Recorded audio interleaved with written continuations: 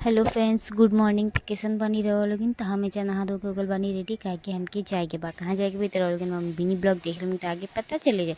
तो हमें जा गई मिठाई स्टोर में काहे कि हमके मिठाई लेके रहे। अब रहो लोगिन तो जाने चुके हो लोगिन कि हम कहाँ जा रहल बनी। हाँ हाँ, मंदिर जा रहल बनी काहे कि आज हम मंगलवार के हमने मंदिर जाए। यह डंगरिया बाड़ी के मंदिर रहो लोगन के तो पता है हो बहुत जन के जो हो जाए में रहत नहीं लोगिन।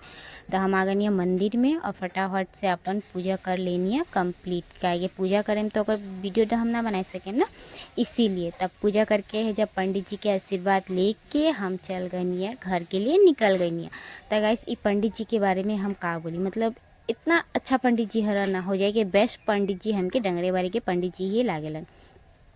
तो इतना पे हम इनसे निकल गई नहीं यार बटने टमटम में। था गाइस आज के मिनी ब्लॉग में इतने। हमारा मिनी ब्लॉग अच्छा लगे रोलूंगी तो हमारे चैनल के लाइक सब्सक्राइब एंड शेयर जरूर कर लें।